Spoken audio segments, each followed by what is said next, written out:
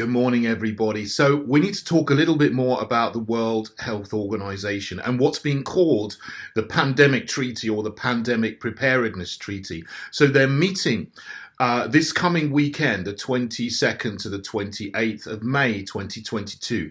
And in that, they're going to discuss what's called the treaty. Now, I've got to admit here, I was wrong on this because it's not technically a treaty, although it's now colloquially commonly being called the Pandemic Treaty. And that's not surprising because over the last couple of years, politician after globalist have talked about putting in place a pandemic treaty to give the World Health Organization power over nations and to take away their sovereignty if there were another pandemic happening. First of all, I've got Charles Michel in the European Union mentioned that in December 2020 at the G7 summit in March 21. Johnson, Macron and Merkel, among others, talked about having a global settlement for the arrangement of things to be done if there's another pandemic. Merkel used the language here, the sort of terrifying phrase, nobody is safe until everybody is safe. Well, I think what that means is that nobody is safe from the regime until everybody has had one of those things. I'm not saying it because if I say certain things on this channel, you know I'll get taken down. Then last November, Tedros Ghebreyesus, who is the person in charge of the WHO, talked about an instrument, an agreement or a convention to put in place, an international agreement on pandemics and so on. What happened then is that on the 18th of January, the Biden regime in the United States submitted proposed changes to something called the International Health Regulations 2005. Which bind all the nations that are signed up as members of the WHO. Now, I had no idea that these things even existed, but of course we've seen the effect of them over the lockdown period of the last 2 years. All the things that have happened with various regimes around the world following the lead of the WHO. So if you didn't like that, then what these proposals from the Biden regime are going to bring in is even worse. And the thing is that the way they're doing it is worse than a treaty. So it's not technically a treaty, it's technically a change in regulations that already exist. So, perhaps I should refer to it as the new regulations rather than a treaty.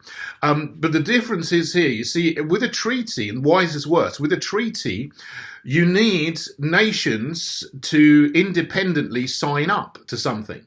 So, that would not need all of the 194 nations of the WHO to agree. You could have 2 nations or 20 nations or 100 nations sign up to some kind of treaty together. This is bringing this in a way that everybody who's a member of the WHO will be immediately or very soon afterwards subject to the rule changes. So Biden did this on the 18th of January this year without any public announcement at all. And it was only April the 12th, as far as I know, that people started to see this. So this was made public. So there was about 3 months where nobody knew that this had been done.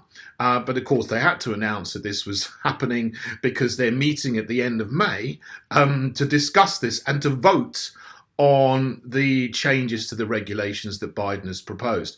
So they're going to make these rules far, far more draconian. And of course, as I've said before in previous videos, as you probably know if you watch this channel and other similar channels, that what the change in regulations is going to do is give the WHO power over nations to determine what happens in health policy and many, many other areas of life if they decide to declare an emergency or a pandemic.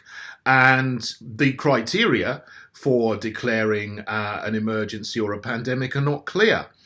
and so they could just declare something whenever they like, and then they would take control of your country, your policing, your law, your sovereignty, and so on. So it doesn't make any sense for us in the UK, particularly, to have just fought for years and years and years to leave the European Union, but then sign up to these regulations, and which are going to take away our sovereignty arbitrarily if some bod in Geneva decides that's what he wants to do.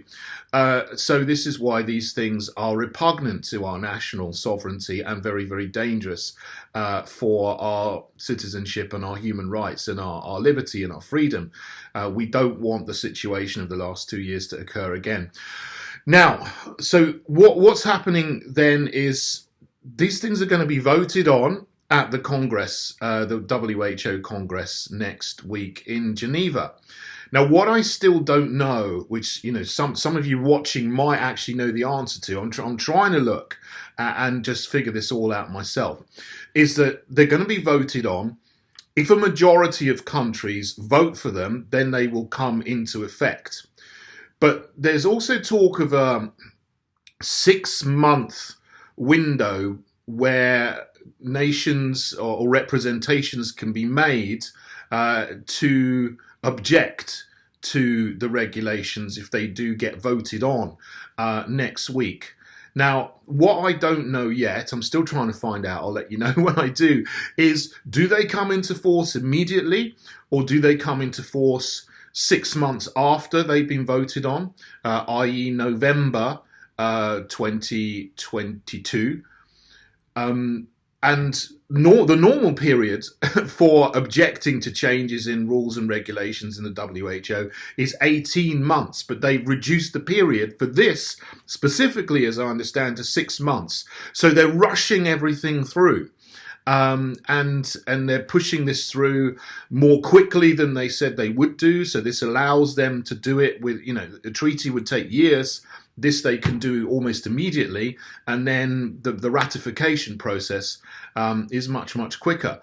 The other thing I don't know is, do these things have to be ratified in all of the different parliaments of the nations of the WHO, or do they just come into effect automatically? My understanding is that once they've been voted for in the Geneva summit next week, they will come in automatically, and Parliament won't have a say over whether they can accept them or reject them, because we've already signed up to the WHO. We're already legally bound to the International Health Regulations 2005. So if there's a change to these, which is accepted in the summit next week, they will automatically apply. And this is why it's more dangerous and worse than a treaty, because a nation can't say, oh, well, we don't like them, we're not going to sign the treaty.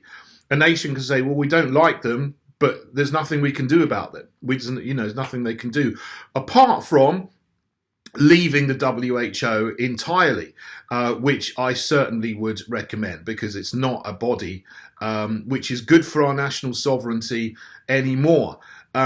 So, as I always say, in the Heritage Party, we are fighting this in the UK, and our policy is now to leave the World Health Organization at the earliest opportunity, and if we ever have the chance in power, we would do that as one of the first orders of business, because this is now repugnant to our national sovereignty, and no supranational body should have the right to take away our sovereignty and impose tyranny and more lockdowns and etc.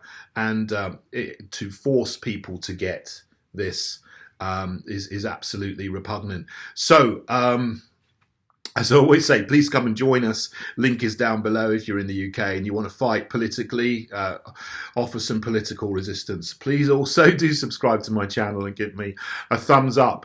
I am hoping that there are a couple of chances to resist this. Firstly, as far as I can see, if a majority of countries vote against Biden's proposal, so 97 or more countries out of the 194 members, then they won't go through and we're all saved from this at the moment. But then, of course, they will try to bring this back in another way, in another form. They always do. That's one thing. The second thing is, as I've explained, I don't know if we have the opportunity to fight this in our respective parliaments and not ratify it. That's something I don't think we do. If there is the opportunity to do that, if people who are legal experts, they say, please do leave me some comments, because this is something I'm trying to find out, and different people are saying different things, and it's really hard to find out whether we do have that opportunity. Not that that would happen in the UK, because Tory, Labour, Lib Dem, Green, SNP, they all love the WHO. They love it. They love all of this control. So, the MPs we have at the moment, seriously, they're not going to not ratify it if they had the choice. They would do. That's why we need our MPs to get in there, or our people to get in there as MPs. And the third thing is, leaving the WHO entirely, and then we wouldn't be subject to these kind of things. So there we go. Right. Thank you, everybody. Despite what's happening this weekend, keep fighting, keep resisting, keep praying. God bless you all.